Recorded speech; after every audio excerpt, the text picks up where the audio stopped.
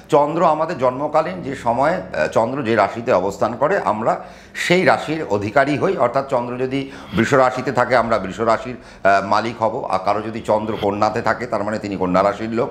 অর্থাৎ চন্দ্র যে রাশিতে অবস্থান করে তাকে বুঝে নিতে হবে তার সেইটি রাশি। আচ্ছা, আপনি যদি দেখেন যে আপনার চন্দ্র লগ্নের দ্বিতীয় বসে রয়েছে, তার মানে কি? তার মানে বুঝতে হবে আপনার ভাবনার জায়গাগুলো অনেক ভালো। দ্বিতীয় যদি চন্দ্র থাকে এরা অনেক রকমের জিনিস এরা ভাবতে পারে, যার জন্য দ্বিতীয় চন্দ্র থাকলে আমি সাধারণত বলি যে শিল্প সংস্কৃতির দিকে যদি আপনি চলে যেতে পারেন তাহলে আপনার জন্য ভালো, ক্রিয়েটিভ দিকে যদি আপনি চলে যেতে পারেন আপনার জন্য ভালো, বাচিক শিল্পী আপনি যদি হন তাহলে খুব ভালো হয়। এবার দেখুন, চন্দ্র তো মমতার কারক গ্রহ, চন্দ্র কোথায় গিয়ে বসে রইল? চন্দ্র দ্বিতীয় ভাব, মানে আপনার অর্থ ভাবকে কেন্দ্র করে চন্দ্র বসে রয়েছে।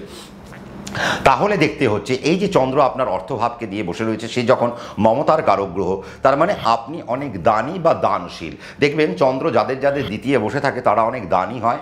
তারা রাস্তাঘাটে বেরোলে কোনো ভিখারি দেখলে তারা পকেটের পর থেকে টুক করে পয়সা বার করে তাকে দিয়ে দেবে, অর্থ সাহায্য তাকে করে দেবে। অর্থাৎ এরা সাহায্যের জন্য এরা সবসময় হাত বাড়িয়ে রাখে এবং আর্থিক সাহায্যের জন্য এরা সবসময় হাত বাড়িয়ে রাখে। এটা একটা প্লাস পয়েন্ট। এবং চন্দ্র যখন দ্বিতীয় থাকে তার মানে এদের মাথার মধ্যে নানা রকমের ক্রিয়েটিভ চিন্তাভাবনা ঘুরে আসে এবং সমাজে এরা গতানুগতিক কাজের দিকে এরা কিন্তু খুব একটা যেতে পছন্দ করে না। একটু অন্যরকম কাজ, যা আর পাঁচজন করছে তা আমি করব না, আমি একটু অন্যরকম কাজ করব। আমি যাতে সমাজে আমাকে যাতে আলাদা করে মানে পার্সনিফাই করা যায়, আমাকে যেন আইডেন্টিফাই করা যায়, আমাকে আলাদা করে যেন আইডেন্টিফাই করা যায়, আমি সমাজের আলাদা স্তরের মানুষ। এরা এই ভাবনাটাকে নিয়ে ভাবতে থাকে। চন্দ্র যদি দ্বিতীয় থাকে, ভালো গানের গলা হয়, আপনি ভালো গান গাইতে পারেন, বাচিক শিল্পী হতে পারেন, ইত্যাদি জায়গায় আপনার কিন্তু যাওয়া উচিত। চন্দ্র দ্বিতীয় থাকলে আমি দেখেছি বিউটিফিকেশন নিয়ে যারা কাজকর্ম করে তাদের জন্য অনেক বেশি বেটারমেন্ট, তারা অনেক ভালো রূপচর্চার দিকে যদি তারা চলে যায়, বা রূপচর্চা নিয়ে তারা যদি কোনো ব্যবসা করতে যায়, কসমেটিক্স নিয়ে তারা যদি কোনো ব্যবসা করতে যায়, কোনো মা মাসিমারাও যদি কোনো কসমেটিক্স নিয়ে ব্যবসা করতে যায়, বা কোনো মহিলারা যদি কসমেটিক্স নিয়ে ব্যবসা করতে চায় করতে পারেন, কোনো ছেলেরাও করতে পারেন। দ্বিতীয় চন্দ্র যদি থাকে আপনি কসমেটিক্স নিয়ে আপনি যে কোনো কাজকর্ম আপনি কিন্তু করে ফেলতে পারেন।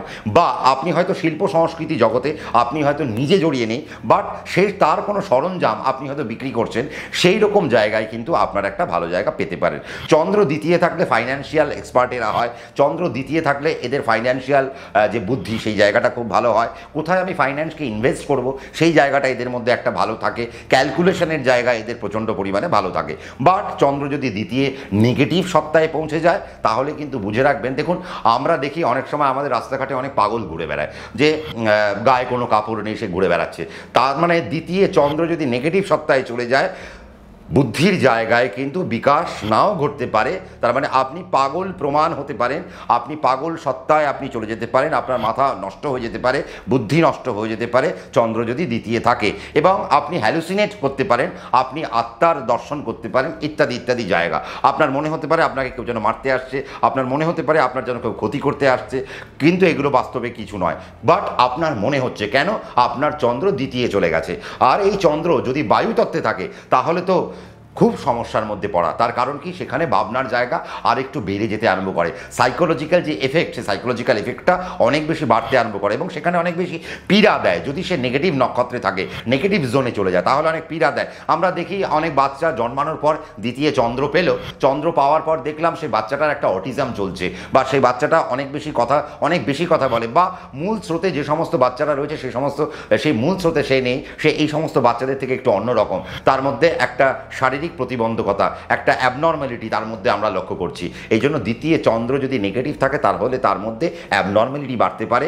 এবং আপনার যদি দ্বিতীয় চন্দ্র যদি নেগেটিভ সত্তায় থাকে তাহলে আপনার সন্তানের যে ভাবনা চিন্তার জায়গা, সেই জায়গাটাও আপনাকে কিন্তু একটু মাথায় রাখতে হবে, যদি সে আপনার পঞ্চম ভাবের কারক গ্রহ হয়। অর্থাৎ আপনার পঞ্চম ভাবের কারক গ্রহ চন্দ্র হতে হবে, সেই পঞ্চম ভাবের কারক গ্রহ দ্বিতীয় বসতে হবে এবং দ্বিতীয় তাকে নেগেটিভ তত্ত্বে বসতে হবে।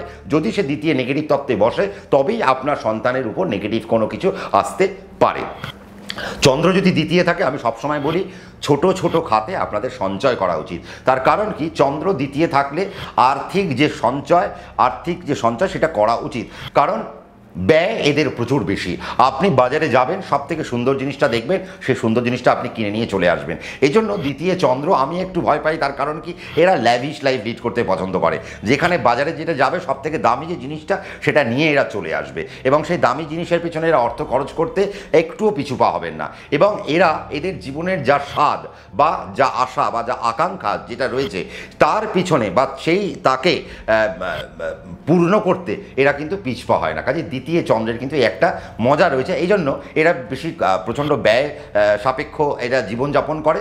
এই জন্য আমি বলি ছোট ছোট খাতে যদি এরা সঞ্চয় করে রাখতে পারে, এদের শেষ বয়সে গিয়ে এদের আর্থিক দুর্দশার মধ্যে এদের পড়তে হবে না। এবং আপনাদের জানি আপনাদের মধ্যে আপনারা অনেক দানি, কিন্তু দানের ব্যাপারটাকে একটু কিন্তু সঙ্গত করতে হবে, একটু একটু একটু কষতে হবে, একটু গুছিয়ে আনতে হবে।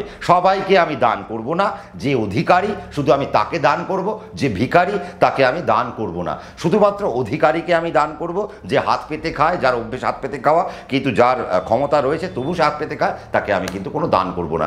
যদি দান করেন তাহলে কিন্তু আপনার চন্দ্রের নেগেটিভিটি বাড়তে আরম্ভ করবে। কাজেই চন্দ্র যেহেতু দ্বিতীয় আছে, তাহলে আপনি স্পোর্টসে ভালো হতে পারেন, আপনি কণ্ঠে ভালো হতে পারেন, এই সমস্ত দিকে আপনি চলে যেতে পারেন, আপনি ড্রয়িংয়ে ভালো হতে পারেন, এই সমস্ত দিকে আপনি চলে যেতে পারেন। যাদের চন্দ্র দ্বিতীয় থাকে তারা হিস্ট্রিতে বা ফিলোসফিতে এরা অনেক ভালো কাজ করতে পারে, তাহলে আপনি এই ধরনের পড়াশোনার দিকে চলে যেতে পারেন। দ্বিতীয় যাদের চন্দ্র থাকে তারা ফাইন্যান্সিয়াল এক্সপার্ট হতে পারে, তাহলে আপনি ফাইন্যান্স নিয়ে কাজকর্ম করতে পারেন। MBA ইন ফাইন্যান্স আপনার জন্য খুব ভালো হতে পারে।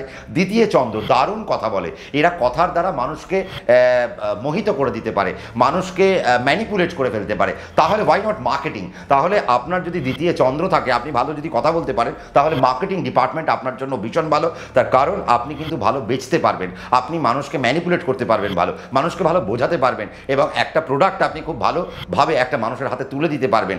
সে না কিনতে চাইলেও আপনার কথা শুনে সে কিনে ফেলবে। তাহলে দ্বিতীয় চন্দ্রের এই একটা মজা রয়েছে।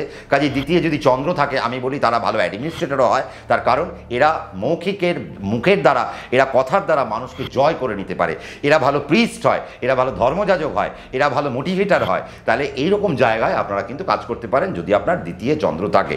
শুধু নেগেটিভ জোনটা একটু মাথায় রাখতে হবে। কী কী শুনতে চাইছেন, আপনার মাথায় আর কি ভাবনা আসছে, কী কী শুনতে চাইছেন চন্দ্রকেন্দ্রিক, একটু কমেন্টস করে জানালে আমার পক্ষে খুব সুবিধা হয়। যদি মনে হয় যে ভালো লাগছে তাহলে লাইক করতে ভুলবেন না। আর যারা নতুন তাদের জন্য আমি একটাই কথা বলবো, সাবস্ক্রাইব করতে ভুলবেন না, আর নোটিফিকেশান বেলকে প্রেস করতে ভুলবেন না। তার কারণ আমি যখনই কোনো প্রোগ্রাম দেবো তার আপলোডের যে নোটিফিকেশান আপনার কাছে পৌঁছে যাবে। এবং আপনারা কিন্তু যেটা করবেন সেটা হচ্ছে যে আমার এখানেও কিছু অংশ দেখতে পাচ্ছেন, আমার ফেসবুকেও কিছু অংশ দেখতে পাবেন, অর্থাৎ সমস্ত অংশটা আপনারা বিভিন্ন জায়গায় দেখতে পাবেন। কিন্তু ইউটিউবে যদি দেখতে হয় পর্বে পর্বে এটা আমার ভাগ করা রইল, সেটা কিন্তু দেখতে আপনারা ভুলবেন না, এবং সময় নিয়ে গোড়া থেকে শেষ পর্যন্ত আপনারা দেখবেন। যেখানে যেখানে অসুবিধে হচ্ছে কমেন্ট করতে ভুলবেন না, আমি নিশ্চয়ই আপনাদেরকে বুঝিয়ে দেবো। প্রত্যেকে ভালো থাকবেন, সুখে থাকবেন, শান্তিতে থাকবেন। রাত্রি 9টায় সম্রাট দা হাদির ছাড়তে আপনারা থাকছেন তো। নমস্কার।